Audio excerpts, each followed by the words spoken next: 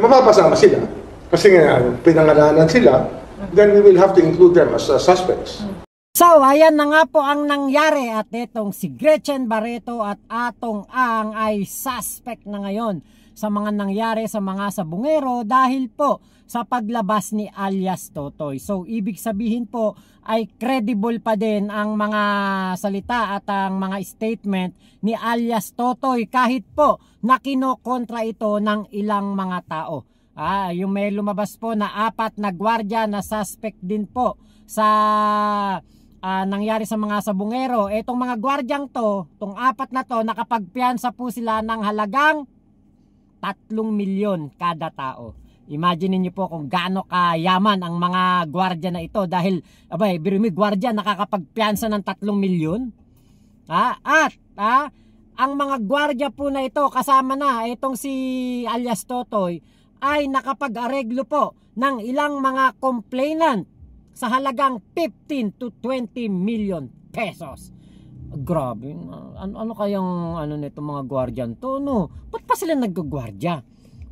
Biruin nyo napakarami naman pala nilang pera. Nakakapagpiyansa sila ng 3 milyon, nakakapag-areglo sila ng 20 milyon, nakakapagtago sila sa isang village sa Parañaque, diba? So, naku, talaga pong etong mga gwardiyan to'y mayayaman. Hindi po ito yung mga mahihirap na gwardya. Yan po ang ating napagtanto. Yan po ang ating naisip doon sa ating nakaraang vlog.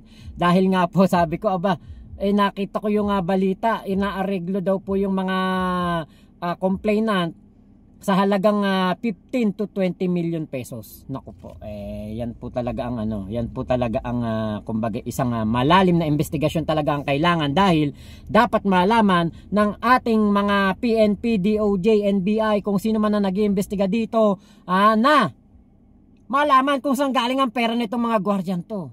Ang lalaki po ng pera ng mga yan, di ba? Pero may makipag-areglo ka ng 20 million sa bawat isang sabungero, magkaano yun? Kung 34 lahat yan at inopera ng 20 million, ibig sabihin ganun karami po ang pera nito mga taong to. Ngayon po, dahil nga po sa press con na nangyari kanina patungkol kay Atong Ang, nako, ang dami nating nakitang butas dito kay Atong Ang. Bukod sa nagkakanda utal-utal siya at nangangatal sa kanyang pagsasalita, napansin din natin na character assassination na ang ginagawa po ng kampo ni Atong Ang dito kay alias Totoy o Julie Patidongan, Don Patidongan. Yan po ang napansin natin kanina. So sabi ko nga, less talk, less mistake. Kaya lang dahil nga po nagsalita na rin sila, heto po ang kanilang video at ating reaksyonan.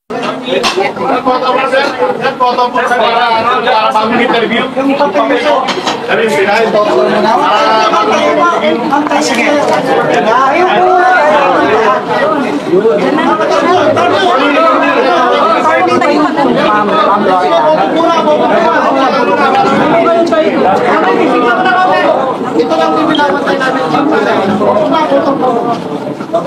Sorry ka po na. Kaya ako papili. Hindi, hawak ka yung picture.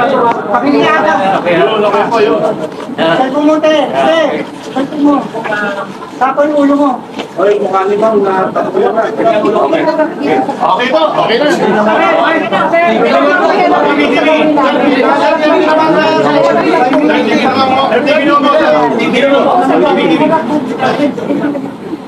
Sir, decide lang po ko. Decide po. Mga reporters. Kabilang side po. Other side po. Attorney, usip lang kay Conte, papakulan lang. Ito na lang. Center po. Center po. Okay na po. Center na kayo. Center po. Okay na.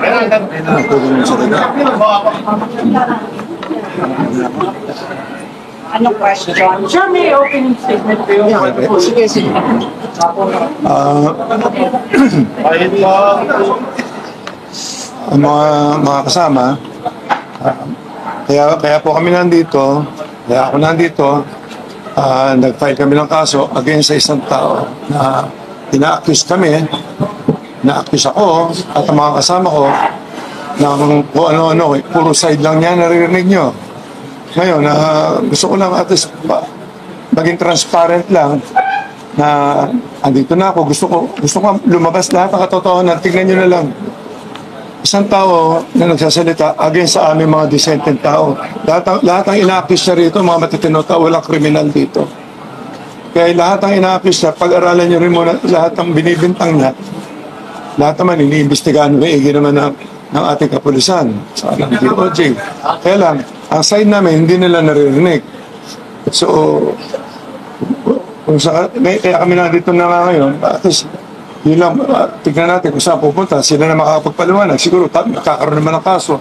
Magkakaroon ng tanungan sa husgado. Ang husgado na siguro ang makakapag-desisyon dyan. Kaya lang, inaano ka, masyado na kaming kawawa. Kaya kailangan na ako lumabas kasi ano naman sinasabi sa amin. Tignan nyo lahat ang sinasabi niya. May politiko, may mga artista pa, kung ano-ano. Pero walang kriminal sa amin. Walang kriminal. So, yun lang masasabi ko lang. So, tungkol sa sinabi niya kahapon na nag-o-offer ako sa kanya ng 300 million na sinusuhulan ko siya. Gusto ko marinig si Atty. Carol Cruz, siya ang gumawa ng ano na yan, siya magpaliwanag kung paano nangyari yan. Yung sinasabi nila na yung letter na yan, na decantation niya, tatawag niya po ano niya. So, yun lang. Please lang pakiusap mo lang. Lahat ng taong sinasabi niya, ini-involve sa amin dito. Tingnan niyo ang pagkatao namin. Parang sinasabi niya sila, Engineer Celso Salazar. Engineer yan, hindi naman kriminal yan. Paano naman sasabihin na gano'n? Ako, i-involve nila ako, gaming lang ako. Saka sinasabi nga, lover boy daw ako. Hanggang doon lang ako, wala na yun. Naman si Boss AA o si Sir Atong Ang, talagang sila po ay mga disenteng tao at tingin ko wala pong kriminal sa kanila. Walang gumawa ng kumbaga masama sa kanila. Dahil nga po ayon kay Dondon Patidongan iniuutos daw, 'di ba? So wala nga talagang kriminal sa kanila, walang gumagawa ng masama kasi nga po iniuutos nila. Ayon yan kay Dondon Patidongan. Ngayon, napansin ko kagad, ang main goal ng press conference na ito ni Atong Ang ay hindi linawin ang kanyang pangalan. Bagkus ay i-character assassination etong si alias Totoy, pababae ng kanyang kumbaga kanyang pagkatao dito sa harapan ng mga media. At syempre eventually ay mapapanood nating mga netizen. Yun ang nakita natin kasi habang tumatagal, habang nag-i-interview, dun papunta lalo na nung nagsalita itong si Attorney Kapunan at pininpoint niya na si Dondon Patidongan ay maraming kaso, maraming nagdemanda. Yun po ang at pinapalabas po ni Atong Ang at ni Attorney Kapunan na ito pong si Dondon Patidongan ay huthutero, parang ganun, huthutero po. Meron akong opinion dyan sa pagiging huthutero ni Julie Patidongan mamaya po sa bandang dulo. So anyway, andito si Atty. Carol Cruz. Importante, marinig nyo kung ano yung sinasabi niya kasi nang wali nga kahapon. May 4 na points lang akong gusto i-share. Kasi yung sinasabi nga na 300 million na babayaran daw siya to recount kung ano man yung binigay niya, no? Yung mga statements. Actually, yung 300 million po yan, totoo po yan na merong ganong amount na sinasabi niya. Kasi ako po, mismo, ang sinabihan ng certain common friend namin na si Mr. Alan Bantiles na tinatawag namin na Brown. In fact, parang coincidentally, kaya ako napunta sa dito picture, nagkita kami sa EDSA Shangri-La in June 12, mga bandang hapon, mga 3 o'clock. Nakita ko siyang the other side. Siyempre kinamusta because kilala ko naman itong silang lahat. Pati si Jolie Patidongan, eto si Brown, kasi binabanggit ko. Tsaka sa lahat sila because I'm also handling the Pitmaster Foundation. Ako executive director, nakukonsulta ko sila, no? So, yung 300 million talaga, binanggit niya sa akin. At in fact, tinanong niya ako kung kumusta daw yung boss. Sabi ko, wala namang nasasabi. Sabi niya sa akin na galit na galit daw sa kanya, pinagmumura siya. Talagang pinagmumura, galit na. Sabi ko, ano naman, bakit? Kasi na-mention nga daw niya yung 300, bayaran na lang daw si Dondon para makaalis na sa paalis, makalayo, kung ano may yung statements niya sa ano, magtago na, kasama ang pamilya. So number 2, dahil sa, nagpaalam ako sa kanya kung pwede ko bang i-relay, sabi niya man, sabihin daw, para makonvince ko siya na magbigay na lang ng 300. Kung may discount man, bahala na silang mag-usap. Kung 30 million, bahala sila. Para wala silang dalawa na mag-uusap. Subject to their mutual terms. Number 2, dahil dyan, I was requested by Mr. Brown to draft the affidavit of recantation, which I did. And pinadala ko sa kanya on June 21, nagkita kami sa Soler. Tapos after that, we have a short conversation, of course, kasi kilala ko naman sila. Hi, hello, etc. Kung kumusta to. And then, bumalik siyang tumawag na I also consulted, of course, Mr. Kasi he's my chairman sa Pitmaster Foundation. Ang dami namang natulungan ito, no? Then, sabi niya, bahala ka, ikaw naman yung abogado. Alam mo naman ang gagawin mo. Which I handed to Mr. Brown on June 21. And then there was an amendment of the affidavit. Ni-request din nila na ayusin. Then I also handed the same day at about 9 o'clock. Nakita kami sa Petron, Katipunan. So yung sa Mila Vista. Yun. Then number 3, during my course of conversation, that's number 3, nagtanong ako, after this 300 million, etc., after signing, ano ang gagawin? Sabi, plano silang umalis kasama ang pamilya. Iba, mahirap kasi kapapanganak lang ng asawa ni Dondon yung Julie Patitungan.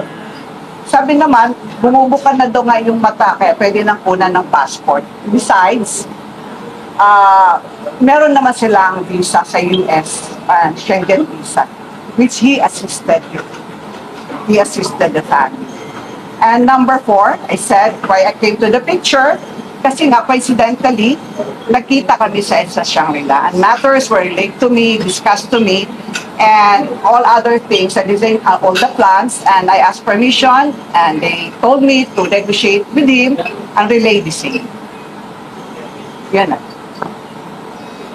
So, ayun, naku, mukhang totoo nga po talaga itong 300 million na ibibigay kay Dondon Patidongan. Diba, eto ba'y pag-amin na talagang sila po ay magbibigay ng 300 million? Diba, kasi umamin po ang kampo ni Atong Ang na sila ang gumawa ng recantation.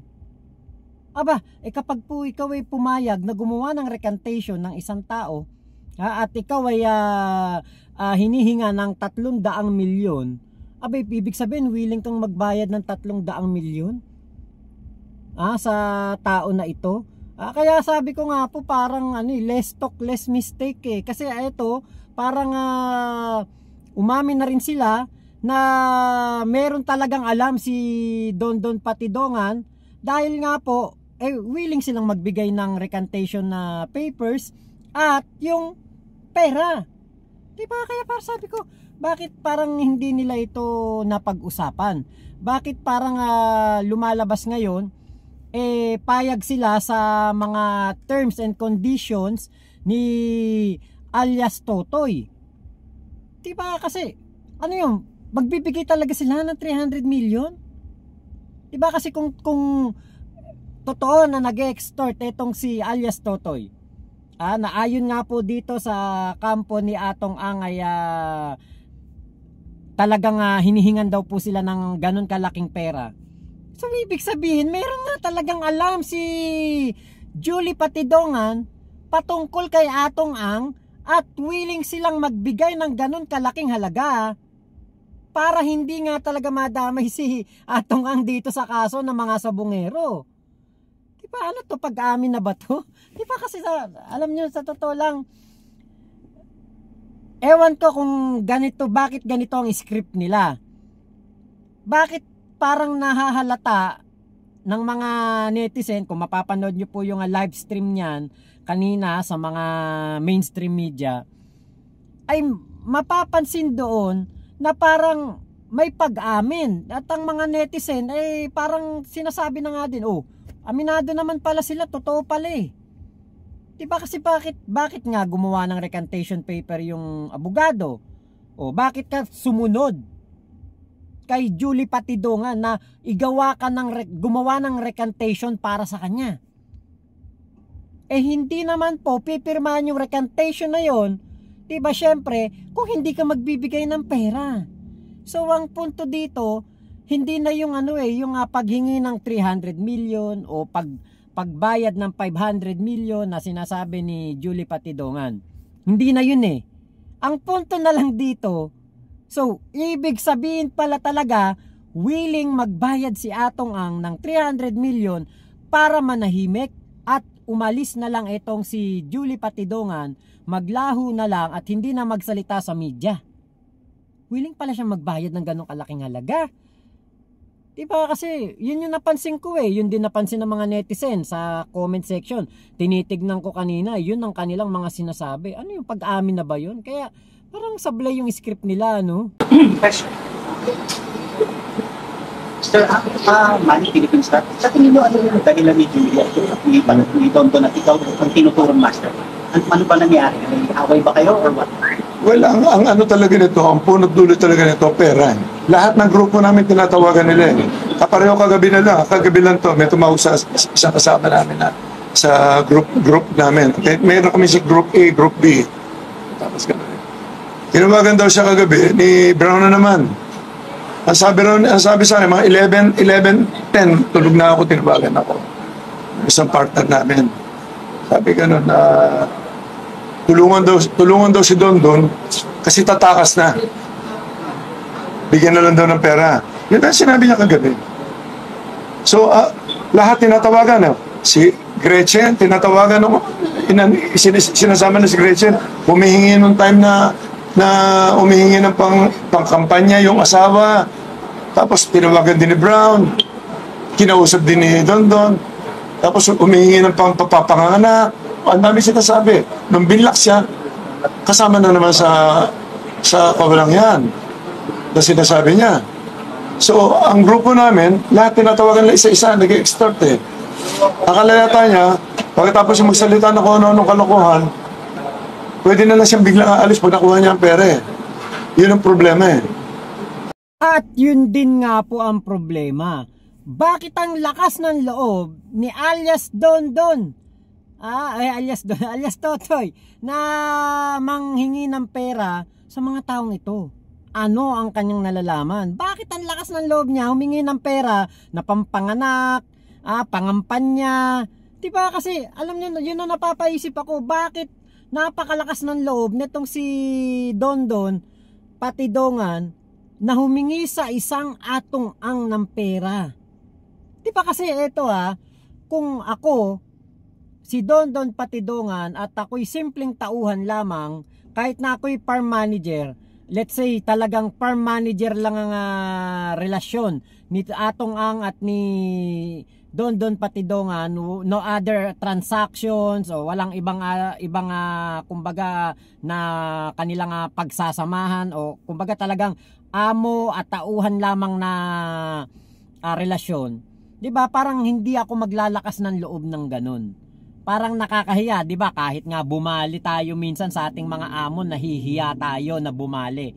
Nahihiya tayong magsabi na tayo'y magka-cash advance. What more pa kaya yung katulad nitong si Dondon Patidongan na manghihingi ng ganun kalaking halaga at mag-uutos pa sa abogado ni Atong Ang na gumawa ng recantation papers. Diba kasi ito po meron diba sa Miranda rights, anything you say will be can be used against you, parang ganun na yung sa Miranda rights, diba? You have the right to remain silent, lahat ng sasabihin mo ay pwedeng magamit laban sa iyo. Ngayon ito, contradiction yung mga sinasabi ni Atong Ang at ng kanyang kampo na etong si Dondon Patidongan, diba, ay parang hindi dapat pagkatiwalaan daw po at wala daw dapat na maniwala dito, hindi dapat maniwala ang PNP sa sa tao na ito na si Dondon. Pero Di ba nakita natin kung gaano po ka-confident si Dondon, ayon na rin sa pahayag ng kampo ni Atong Ang, kung gaano siya ka-confident manghingi, manghuthot at mangharbat ng pera, at hindi lang po basta pera dahil yan po yung milyong-milyong halaga, daang milyon ang hinihingi para nga po na hindi daw po magsalita itong si Dondon. So ibig sabihin, ano ang pinangahawakan ni Dondon na bagay na pwedeng ikatakot ni Atong Ang, na pwedeng maging dahilan para itong si Atong Ang talaga ay maglabas ng ganun kalaking halaga, ganun kalaking pera para sa pananahimik ni Dondon. Di ba parang ewan ko parang hindi po nila pinag-isipan itong press con na ito.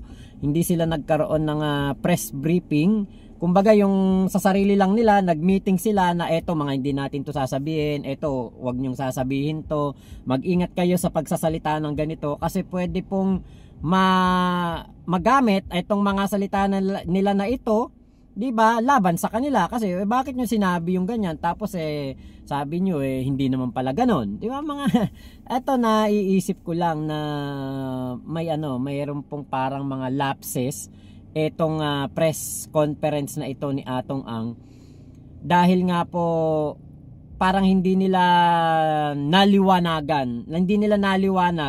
na etong si Dondon bakit ang lakas ng loob manghuthut sa kanila, hinuhut-hutan sila ng ganong kalaking halaga, and then willing si Atong Ang na magbayad. Diba parang ewan ko ba bakit parang hindi po sila organize. What is your message to sa mga families ng missing Sabongeros na apparently galit na sa inyo kasi kayo yung tinuturong master? Anong message nyo sa kanila? Malalaman nyo rin na totoo. Siguro sa pag-iimbesti niya, may lalabas na totoo dyan. Wala kami kinalaman lahat dyan. Pareho, uulitin ko, sinasabi ko, lahat ng grupo namin, mga disenteng tao yan. Ang hiling lang namin, sabong lang.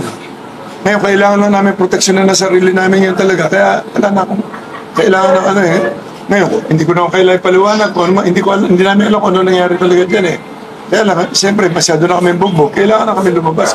Kailangan kami lumaban Sir, just to clarify, ano papel ni Brown? Sino si Brown? Si Brown, Group B, si Brown. Sila talagang pareho sila na sayang, hindi malalaman nyo rin in the future sa investigasyon kung anong papel ni Brown sa kanila. Pero sir, ba't kailangan ng offer kung sila ng ganong presyo sa inyo or kapalit na ng pagkakanda? Bakit may katotohanan kung kalis na?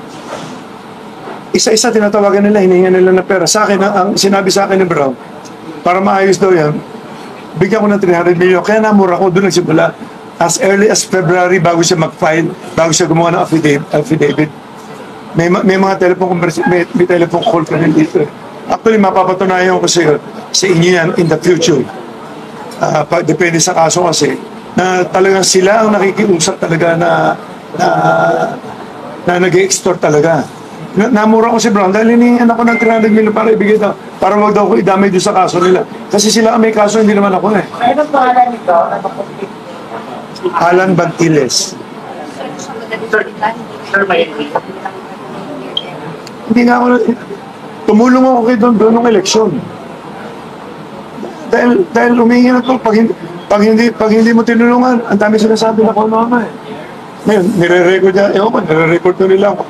Usapan namin, pag hindi mo sinabayan yung pagsasalita nila, nambablock mo yan. So, kailangan sabayan mo na kung ano yung sinasabi niya. Sir, hindi niyo ipina-edra yung kanilang mga expulsion activities. Bakit hindi niyo po ipina-edra yung kanilang mga expulsion activities? Hindi ko kasi alam na aabot sa ganito ang problema kasi hindi naman kami mga salbahing tao na magpapahamak ako ng mga tao. Hindi ko kasi ugali yun Kung kaya ko isolve sa sarili ko, isosolve ko. Kung konting pera lang, katulad niyan, eleksyon, humingi siya na mag-eleksyon. Yung pala naman, meron na siyang, tingnan yung kalokohan na yan. As early as February 22, nung hindi ako pumayag, tuloy-tuloy pa ang usapan namin. Nung eleksyon, humingi pa siya ng 12 million, binigyan ko pa ng 12 million. May mga resibo ko dyan, dineposit namin sa account nila. Ano klase extortion yun?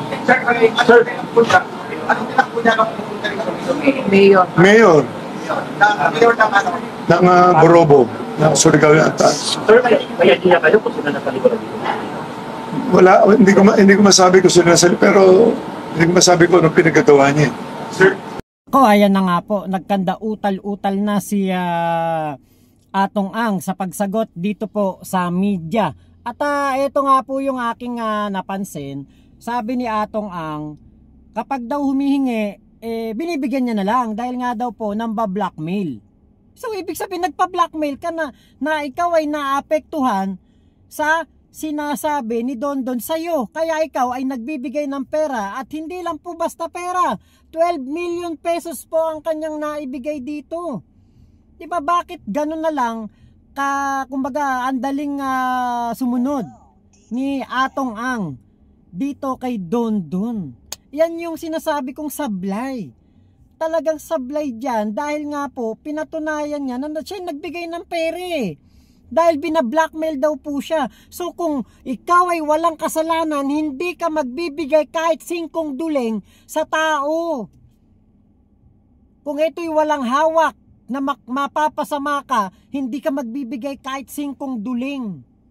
Kahit piso, hindi mo bibigyan yan. Manigas ka dyan. Bahala ka sa buhay mo. Diba? Yun ang isasagot ko dyan. Kung ako yung nasa kalagayan ni Atong Ang, manigas ka dyan. Kahit piso hindi kita bibigyan. Lumabas ka, magsumbong ka kahit kanino. Wala akong pake. Diba? At ako ay magrereklamo ko, idedemanda ko na siya. Diba? Kung nung February nangyari yan, kinabukasan, pagputok ng araw, pupunta na kagad ako ng NBI, DOJ o PNP para idemanda itong taong to ng extortion. Kaya lang hindi po ginawa ni Atong Ang. Kaya ngayon siya ang nasa hot water.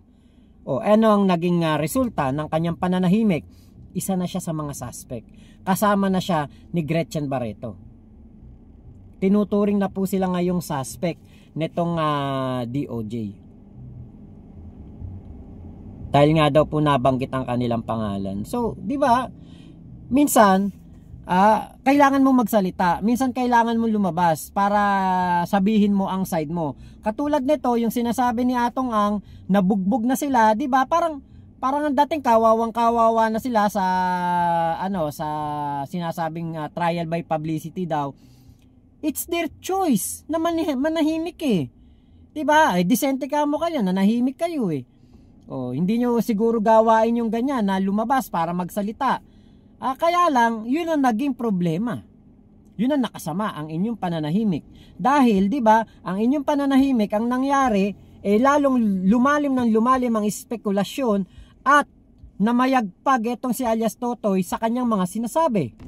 Pero kung una pa lang, na lumabas itong si alias Totoy at sumagot na rin ang kampo ni Atong Ang o ni Gretchen Barreto patungkol dito sa issue na ito, diba, baka nakatabla sila.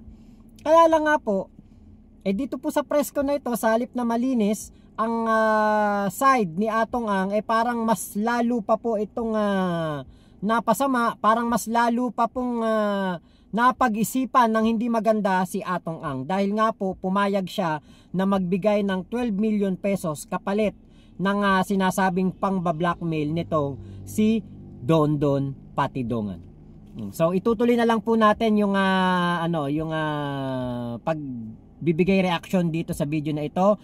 May part 2 pa to, baka may part 3, may part 4 dahil medyo mahaba po yung press con. Gusto kong reaksyonan ang punto por punto na sinasabi po diyan nitong si Atong Ang. Kasi yung kay Dondon Patidongan ay maikli lang yung nilabas na interview ng GMA at na-reaksyonan na natin yan. Ito naman po na kay Atong Ang ating susunod. Iaano natin yan, yung mga bawat salita na sasabihin ng kampo ni Atong Ang para po kumbaga mahimay-himay natin. Kasi wala namang kumbaga lahat tayo dito ang gusto natin kung ano yung katotohanan na lumabas Actually, wala ako kinakampihan dito. Hindi ako kampi kay Dondon Patidongan, hindi ako kampi kay Atong Ang. Ang gusto ko ditong malaman ay yung katotohanan at tingin ko sa press ko na ito ni Atong Ang, hindi natin nalaman ang katotohanan. ang nalaman natin dito ay yung kung ano ang kasiraan nitong si Julie Patidongan. Yun lamang, hindi nila nasagot ang issue. Syempre, sabi nga, sa korte na lang nila ito sasagutin. Abangan na lang natin ang mga susunod na kabanata. So, meron pa pong part 2 itong ating reaction video. Maraming salamat po, Momo Chup Chup, love you. God bless us all, Pilipinas. God first, salamat po.